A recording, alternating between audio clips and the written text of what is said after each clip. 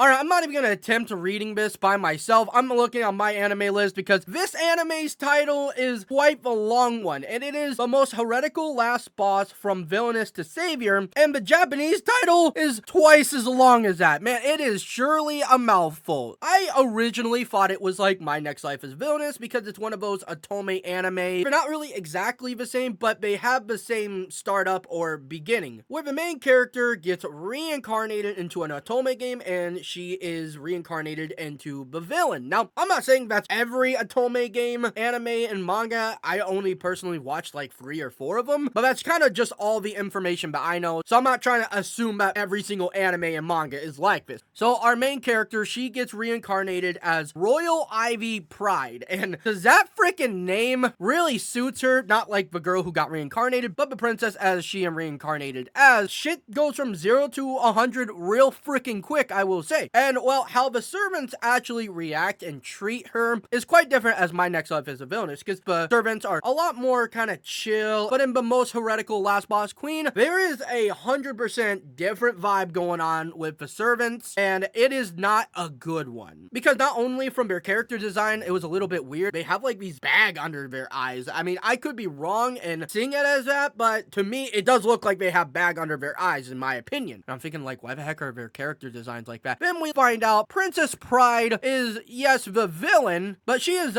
far worse of a person than Katarina. And they are all literally terrified and afraid of Pride. Because in this one scene, I'm kind of skipping ahead here, Pride father is about to go on this little trip in his carriage, and then she's like, hey, father, don't go on that because the wheel is broken. He was going to rest in pepperoni, actually. And she obviously knows that's going to happen because, well, she played the game. And she did something really risky by actually going out the window, and everybody's like freaking out. They're like, no, don't do that. And she's like, no, stay back. You're not stopping me. And they just froze and pretty much cowered in fear, basically. And after she saves her father, she does fall, and then one of the servants actually catches her. The maids were just on their knees crying and begging for mercy, and I'm like, good lord, why are they crying so much? And just absolutely terrified. And I'm thinking, obviously they kind of messed up by not stopping her from doing that, but obviously the girl needed to do that because her father was going to die. And then this part really made me go like, what the hell? Because one of the maids was like, please forgive us, or forget one of the other maids, because either Pride or one of the maids said, I kind of forget, said something along the lines of, when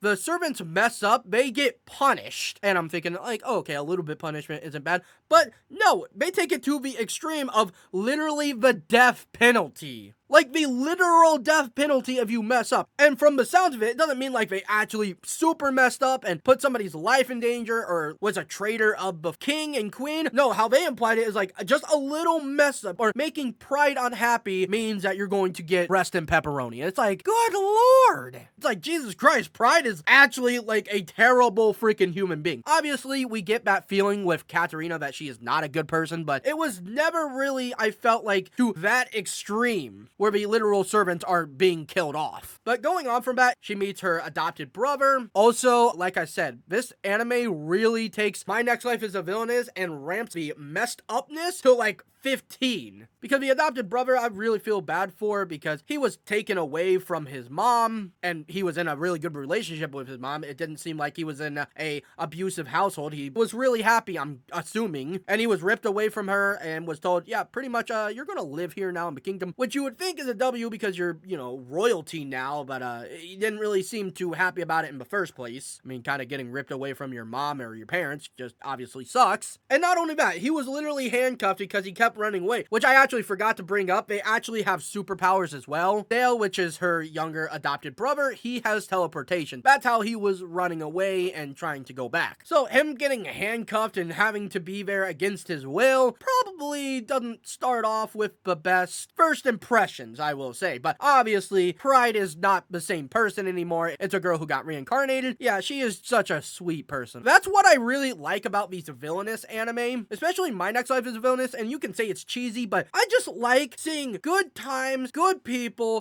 happy, and it just gives me all warm inside. So seeing all these servants and people who think that she's a terrible person, which she actually is, turn into an actual good person and treats everybody with love and respect and care, I don't know, man, just hits me in the feels, and I just love to see it. So I apologize I didn't really go through a lot of the episode and break it down more. I'm kind of assuming that you already know about this type of anime, which I do apologize again. But that's really just my thoughts and opinion on this anime. So yeah, really did enjoy this one. Definitely looking forward to it through every single week and seeing where this actually takes us. So hope you all did enjoy the video. If you did, if you wouldn't mind leaving a like and consider subscribing, I'd really appreciate that. I hope you all have a fantastic day, night, evening, morning, whatever the hell time it is for you. Thank you all so much for watching, and I'll see you guys next time.